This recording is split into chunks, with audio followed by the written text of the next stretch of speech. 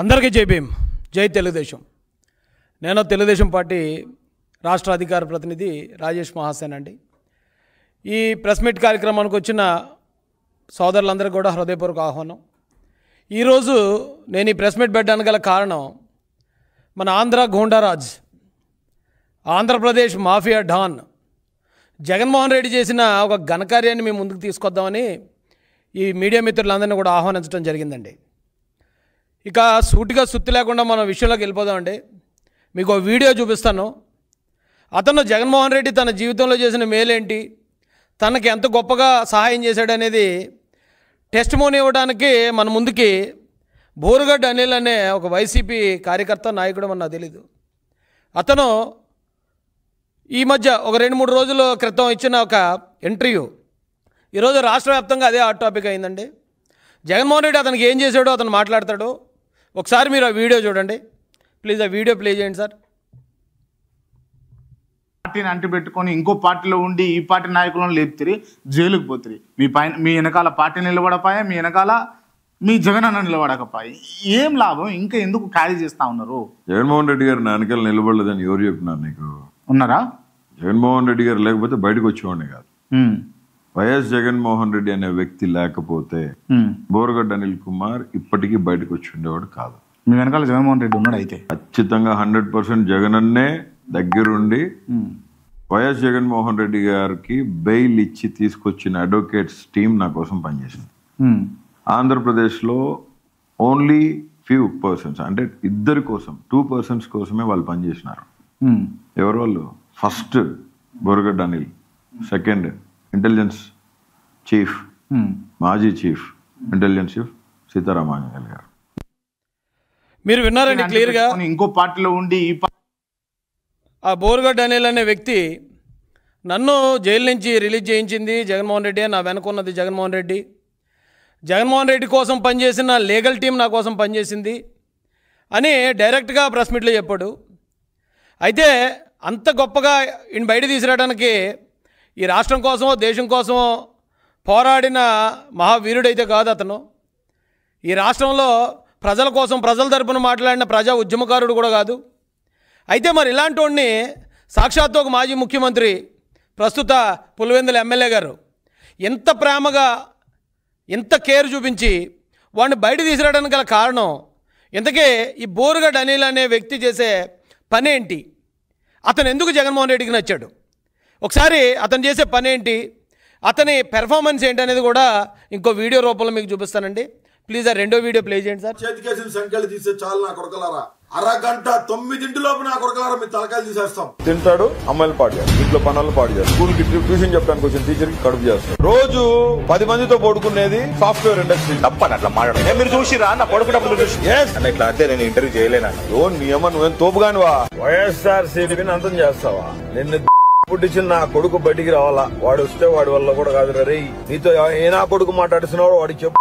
నా కొడుక్కి నీకు వానికి పగల్లింగి శంకరగిరి మాన్యాలు పట్టించే రోజులు దగ్గరలోనే ఉన్నాయి. నీ అమ్మ నా కొడక ఏనుగులాగా తింటాం, ఏనుగు ఎరిగినట్టు ఎరగటం కాదు నా కొడక.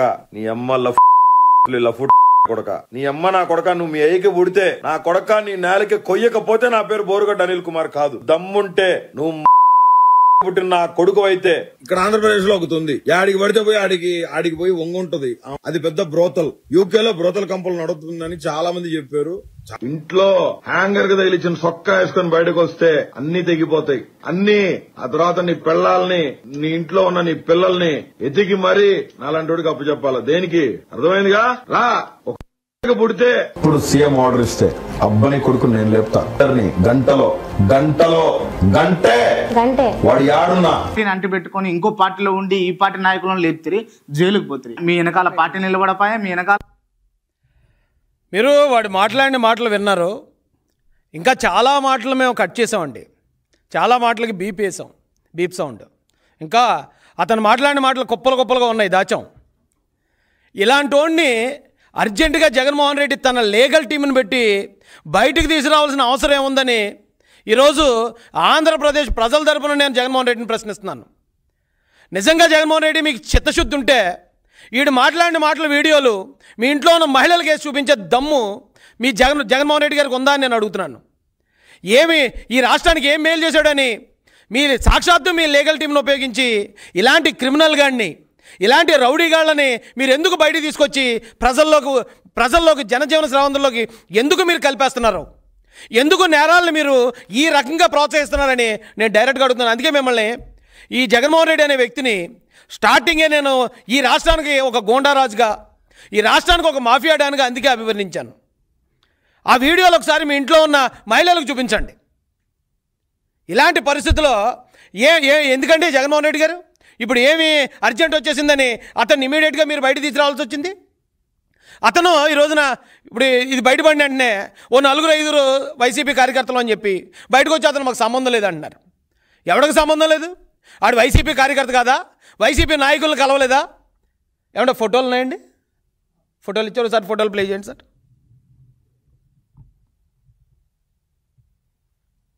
అది చూడండి, ఎవరో కొడాలి నానితో అంత క్లోజ్గా వెళ్ళి మాట్లాడుతున్నాడు.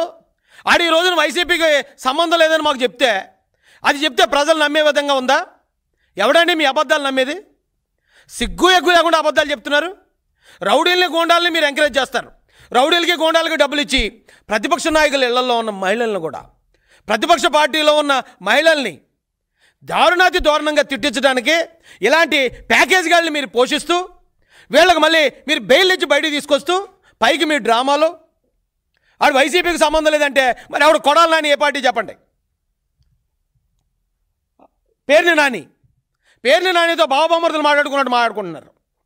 ఇద్దరు కూడా ఎంతో క్లోజ్ ఫ్రెండ్స్, చిన్నప్పటి నుంచి ఏదో క్లాస్మేట్స్లో మాట్లాడుకుంటున్నారు.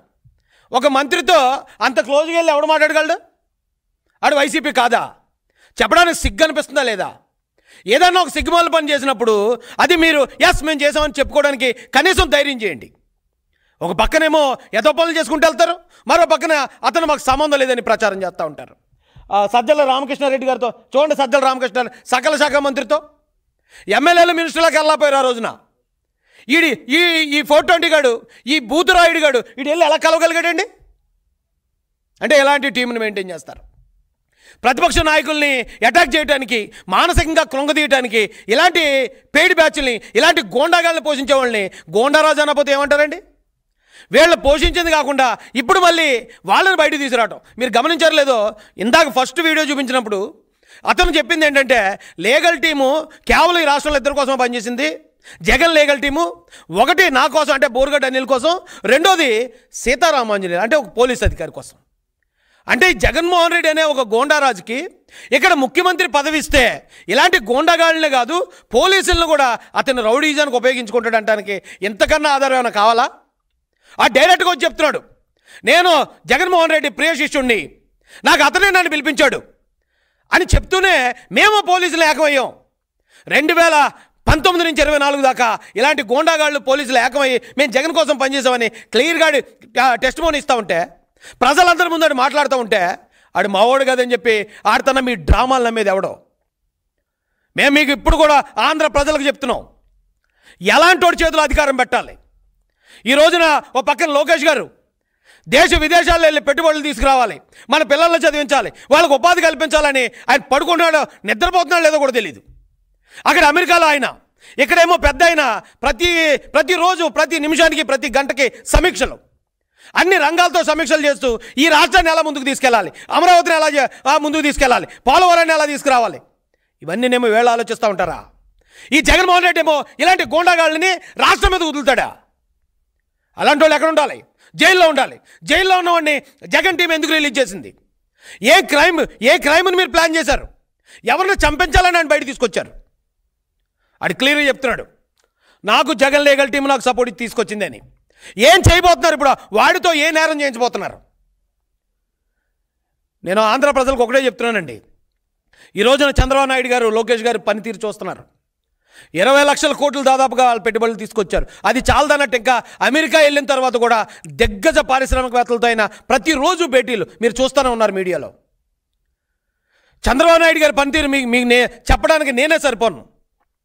అలాంటి నాయకులు మనకు కావాలా? ఇలాంటి రౌడీల్ని పెంచి పోషించే జగన్మోహన్ రెడ్డి గారు లాంటి గోండారాజులు, మాఫియా డాన్లు కావాలా? మాఫియా అని ఎందుకు అంటానంటే, ఆ పార్టీలో ఎవడైనా నిజాయితీ పరులు మాత్రం ఉండాలి అని ఒక ఇది కానీ తీసుకున్నాడు అనుకోండి జగన్మోహన్ రెడ్డి, ఆ పార్టీలో ఒకడు కూడా ఉండడు. ఎందుకంటే ఒక అవినాష్ రెడ్డి, ఒక కొడాల నాని, ఓ పేర్ని నాని, ఒక అనంతబాబు, ఇలాంటి బోరుగట్టుగాడు, లేదా ఒక గోరంట్ల మాధవ్. నిజాయితీ పరులే రాజకీయాల్లో ఉండాలంటే ఈ దేశంలో మొట్టమొదటి ఖాళీ అయిపోయే పార్టీ వైసీపీ పార్టీ. ఒక్కడు కూడా ఉండడు అక్కడ. అలాంటి పార్టీని అంతమంది నేరస్తులు కలిసి ఉండే ఏ సమూహాన్నైనా మాఫియా అని అంటారు. మాఫియా అంటే ఆర్గనైజ్డ్ క్రైమ్. నేరస్తులు అందరూ కలిసి ఏకతాటి మీదకి వచ్చే చేసే నేరాన్నే మాఫియా అంటారు. మరి వైసీపీ పార్టీని ఏమనాలండి? ఇలాంటి నేరస్తులు ఎందుకు తీసుకొచ్చారండి బయటికి? ఏం ప్లాన్ చేస్తున్నారండి ఈ రాష్ట్రంలో? వాళ్ళు ఇక చంద్రబాబు నాయుడు గారు, లోకేష్ గారు ఏమో రాష్ట్రం కోసం వాళ్ళు పనిచేస్తూ పోతుంటే వాళ్ళని ఇరుకుని పెట్టడానికి, వాళ్ళని ఏదో విధంగా విమర్శలుగా పాలు చేయడానికి సిగ్గు అనిపించట్లేదండి? ఈ రోజున ప్రజలను అడిగితే చెప్తున్నారండి, జగన్మోహన్ రెడ్డి గారి పేరు చెప్తే ఒక అనంతబాబు గుర్తొస్తున్నాడు, లేదా ఒక అవినాష్ రెడ్డి గుర్తొస్తున్నాడు, లేదా ఒక బోరుగడ్డ అనిల్ గుర్తొస్తున్నాడు, ఓ వర్రా రవీందర్ రెడ్డి గుర్తొస్తున్నాడు, లేదా ఒక మాలపాటి భాస్కర్ రెడ్డి గుర్తొస్తున్నాడు. ఇలాంటి బూతురాయిళ్ళు ఈ రాష్ట్రంలో ఉన్న స్త్రీలని, మాన ప్రాణాలని బజారుకి ఇచ్చే బూతురాయిలు గుర్తొస్తున్నారు. చంద్రబాబు నాయుడు గారిని, లోకేష్ గారిని గుర్తు చేసుకుంటే ఒక రామ్మోహన్ నాయుడు గారు గుర్తొస్తున్నారు, ఓ పెమసాని చంద్రశేఖర్ గారు గుర్తొస్తున్నారు, ఓ సానా సతీష్ గారు గుర్తొస్తున్నారు. ఇలాంటి యువ నాయకులు ఈ రోజున రాష్ట్రాన్ని ముందుకు తీసుకెళ్లే విధంగా గొప్ప గొప్ప నాయకులు గుర్తొస్తున్నారని రాష్ట్ర ప్రజలు చెప్తున్నారు. ఎవడెక్కడ నేరస్తుడు, ఎవడు మాఫియాడాను, ఎవడు గోండారాజు అనేది మేము చెప్పక్కర్లేదండి, డైరెక్ట్ ప్రజలు చెప్తున్నారు. ఈరోజు ఇలాంటి వీడియోలు మీ నిజస్వరూపాన్ని రోడ్డు మీద ఒక రకంగా చెప్పాలంటే బట్టలు ఓడదీసి నిలబెడుతున్నాయి. మీరు చేసే పనులే ఇవేం మేము చేయలే, ఇవేం మేము చెప్పించలేదు, మేము చెప్తే చెప్పేవాడు కాదాడు. ఈ రాష్ట్రాన్ని దాదాపుగా 19 నుంచి 24 దాకా శాంతి భద్రతలు లేకుండా ఒక గోండాలో రాక్షసులు పరిపాలించినట్టు పరిపాలించారు. ఇప్పుడే రాష్ట్రం గాడిలో పడుతుంది. చంద్రబాబు నాయుడు గారు, లోకేష్ గారు, పవన్ కళ్యాణ్ గారు ఈ రాష్ట్రాన్ని గాడిలో పెట్టే ప్రయత్నం చేస్తున్నప్పుడు మళ్ళీ ఇలాంటి నేరస్తులను తీసుకొచ్చి ఏదో అల్లర్లు ప్లాన్ చేస్తున్నారని అయితే మాకు అనిపిస్తుందండి. దీని మీద పోలీసు వారు కూడా అప్రమత్తంగా ఉండాలి అని వారిని కూడా రిక్వెస్ట్ చేస్తూ, ఈ అవకాశం ఇచ్చిన పెద్దలకి, ఇచ్చేసిన మీ అందరికి కూడా హృదయపూర్వక ధన్యవాదాలు తెలియజేస్తూ నేను ముగిస్తున్నానండి. Thank you so much. జై భీమ్, జై తెలుగుదేశం, జై జై చంద్రబాబు. అదేనండి, అందుకే ఇప్పుడే కదా రిలీజ్ అయింది. ఇది ఇప్పుడే విన్నాం మేము. అయితే ఇతన్ని జగన్మోహన్ రెడ్డి బయట తీసుకొచ్చాడు అనేది మాకు ఇప్పుడు తెలిసింది కాబట్టి అయితే ఏదైనా ప్లాన్ చేస్తున్నారేమో అని ఇప్పుడే మేము ఇమీడియట్గా అందరికీ ఆల్రెడీ అలర్ట్ చేయడం జరిగిందండి. ఆ విషయం ప్రజలకు కూడా చెప్పి కొంచెం అప్రమత్తంగా ఉండమని చెప్తున్నాను సార్.